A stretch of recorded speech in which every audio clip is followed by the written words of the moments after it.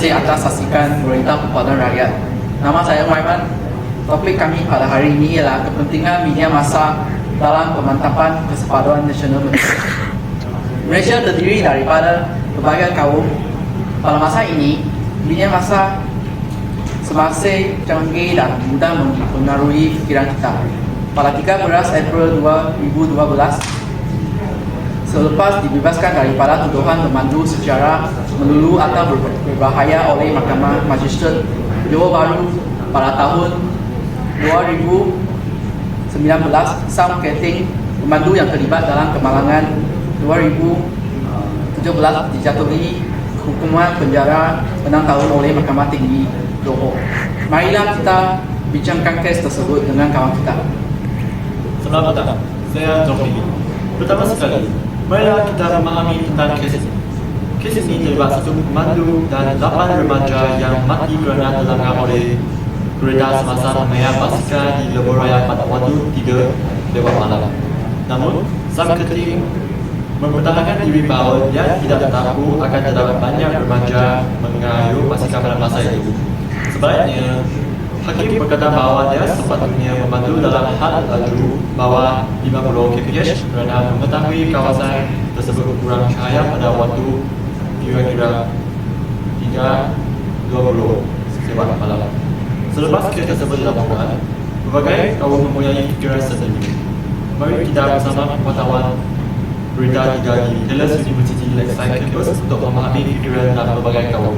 Saya wartawan Ho Jun Le. Di sini berada di Taylor University Lakeside Campus. Marilah bersama saya bertanya kampus Taylor untuk mencari orang yang berbeza kaum dan memui buah tentang pandangan terhadap kes tersebut. Maaf, bolehkah saya interview awak tentang kes ini? Okay, tak apa. Okay, so kita cari orang yang lain. So, maaf, bolehkah saya interview awak? Boleh, okay. So, apa khabar? Nama awak apa? Brian. Okay, apa khabar Brian? Bolehkah kongsikan pandangan anda tentang kes tersebut? Okey. Pada pandangan saya rasa bapa mereka yang bersalah. Sebab 8 remaja itu tidak sepatutnya menunggang basikal lajak seperti yang ditunjukkan dalam berita pada 3 malam. Tindakan ini bukan sahaja kepada kehidupan mereka sendiri, tetapi kepada kehidupan orang lain. Okey Brian, dalam kes ini banyak orang telah komen di social media. So terdapat beberapa komen yang menjesak orang lain. So apakah anda fikir komen tersebut akan menjejaskan pandangan kaum? Mestilah komen tersebut akan menjejaskan pandangan kaum. Netizen biasanya komen selepas habis membaca topik berita dan tidak membaca kandungannya. Lagipun, sebagian netizen akan tinggalkan komen yang negatif dan menghina kaum lain. Akhirnya, ini akan membawa kepada apa yang asalnya hanya berita sosial meningkat kepada perikitan antara kaum. Okey, soalan yang terakhir, pada pandangan anda, topik yang sensitif merupakan faktor yang menjejaskan propaganda kaum?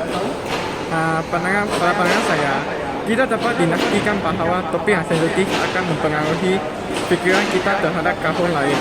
Kerana apabila kita membaca topik yang sensitif itu, kita akan mempunyai tanggapan yang terdahulu dan merasakan bahawa sesuatu peristiwa itu akan berlaku adalah diakibatkan oleh kebiasaan tersebut.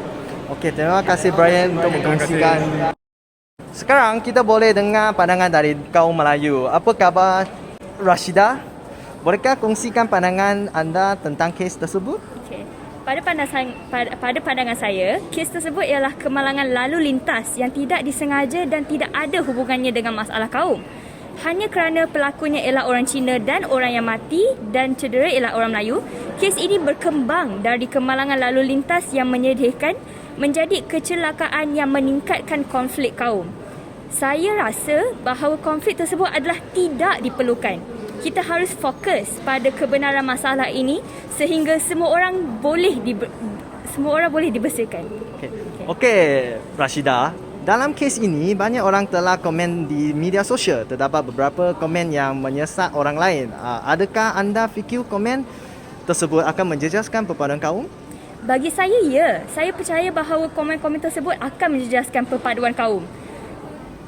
Hal ini kerana pemikiran yang tidak matang antara orang seperti budak dan tenaga berupaya dipengaruhi oleh komen-komen yang disebarkan oleh netizen. Okey, akhirnya pada pandangan anda, topik yang sensitif merupakan faktor yang menjejaskan perpaduan kaum? Pada pandangan saya, ya, topik yang sensitif mungkin akan menjejaskan perpaduan kaum, tetapi ada kalanya ia tidak dikira menjejaskan. Sebab kenapa?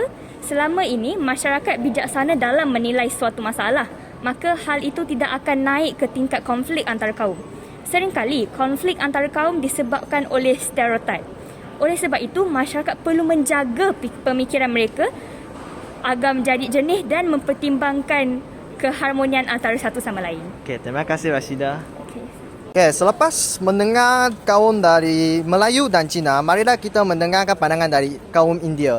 Selamat pagi Syam. Bolehkah kongsikan pandangan anda tentang kes tersebut? Boleh. Yang paling saya kasihan ialah anak-anak yang nyawanya telah diragut. Bukankah kita sebagai manusia sepatutnya mengambil berat tentang anak-anak kita dahulu? Walau apapun perkara ini. Tetapi kerana giliran pendapat umum, kematian kanak-kanak itu seolah-olah dilupakan kerana lebih ramai yang menumpukan kepada isi perkauman yang tidak sepatutnya wujud pada awalnya. Okey Syam, dalam kes ini banyak orang telah komen di sosial media. Terdapat beberapa komen yang menyesat orang lain. Adakah anda fikir komen tersebut akan menjejaskan perpaduan kaum? Ini sudah pasti akan memberi kesan. Kini media semakin maju. Kebanyakan pengguna dalam talian, kebanyakannya adalah kanak-kanak yang masih di bawah umur. Teguran segelintir orang dewasa boleh memberi kesan kepada kanak-kanak tersebut secara sambil lewat. Apatah lagi masyarakat umum.